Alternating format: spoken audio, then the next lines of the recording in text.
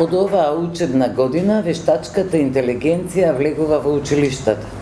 Сосема логичен и нужен чекор во процесот на дигиталната трансформација на образовниот систем, кој значително ќе го напреди квалитетот, ефикасноста и инклузивноста на образованието во Македонија. Се работи за технолошка иновација, чија примена во сите сфери е глобален тренд, а ние како влада со широка поддршка од професорската и експертската заедница, заедно со наставниците ќе се трудиме да го следиме овој тренд. Задоволство ми е да споделам дека со професорите од Факултетот за информатика при Универзитетот Гоце Делчев во Штип изготвивме водич за примена на генеративна вештачка интелигенција во образованието. На 120 страници сеопфатно водичот се осврнува на историјата на вештачката интелигенција и дефинициите за истата, на видовите вештачка интелигенција, како да се применуваат најпознатите алатки на вештачка интелигенција за создавање и уредување текст, за слики и мултимедија, за истражување и учење, за музика и слично. Понатаму, како да се користат алатките по одделни области – математика, природни науки, јазици и литература, историја и општествени науки. Како да се препознаваат можни злоупотреби на податоци и слично. Во суштина, содржи препораки кои се наменети за наставниците, стручните соработници, но и за учениците. Наставниците и стручните соработници ќе треба да научат како најлесно да го пренесуваат знаењето за придобивките и ризиците од користењето на вештачката интелигенција, но исто така и да препознаваат злоупотреби на новите технолошки алатки од страна на младите. За учениците пак има препораки како етички да ја користат вештачката интелигенција за образовни цели и да препознаваат можни манипулации и злоупотреби на приватност. Имајќи во предвид дека учениците веќе активно користат алатки базирани на вештачка интелигенција, посебен акцент е ставен на нивното етичко користење, на почитувањето на авторските права и интелектуалната сопственост, на транспарентноста и честноста, на заштитата на приватност. Во водичот се дадени голем број на практични насоки за препознавање на манипулации и проверка на факти. Во него се дадени практични примери за тоа како да се препознаваат и оценат алатките базирани на вештачка интелигенција, како да се креираат образовни содржини на ефикасен и ефективен начин. Дадени се конкретни примери за употреба на алатките во наставните предмети, како што каже и министерката, почнувајќи од математика и природни науки, преку јазици, литература, па се до историја и општествените науки. Даден еден сеопфатен преглед на повеќе од 70 на различни алатки базирани на вештачка интелигенција, кои што може да се користат во образовен контекст.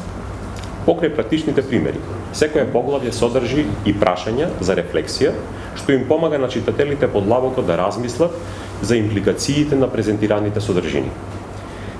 Областа на вештачката интелигенција, како што знаеме сите, е многу динамично подрачје кое што се развива и се менува со исклучителна брзина. Од ден на ден се откриваат нови работи и имаме нови сознанија. Затоа е многу тешко во еден документ да се опфатат сите работи. И токму затоа препорачуваме водичот редовно да се надополнува, прилагодува на новите трендови и сознанија. Нашата надеж е дека овој водич ќе им помогне на сите чинители кои што сакаат да искористат моќта на вештачката интелигенција за создавање подобро, поефективно и поинклузивно образование за сите. Кажете ми кои се заштитни механизми да се спречи злоупотреба? По злоупотреба што мислам едноставно учениците да не го користат што се вика мозокот, само да дадат наредба и да биде тоа завршено, како што постои можност, именно тоа не е вештачка интелигенција.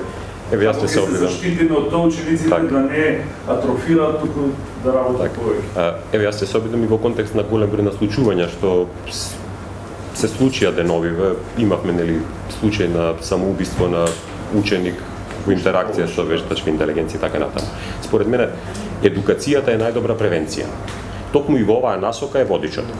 Значи, најдобро е да ги едуцирате и децата, но внимавајте и наставниците Децата во моментов рековме дека се активни корисници на вештачката интелигенција. Сакале ние тоа да го признаеме или не. Сите се опремени, имаат пристап до висока технологија и секојдневно ја користат вештачката интелигенција. Она што овој водич се обидува да направи е всушност да им ги каже сите оние работи кои што вие ги споменавте, позитивните и негативните, да им ги отвори очите за да го согледаат сето тоа, за да ги прифатат работите такви какви што се, да ја согледаат реалноста и што е најбитно, да знаат како да ги проверат одговорите што им ги даваат алатките за вештачка интелигенција, да направат компарација со релевантни извори и да заклучат и самите, меѓутоа и со поддршка на наставниците, што е добро, што е лошо, што е етички, а што не.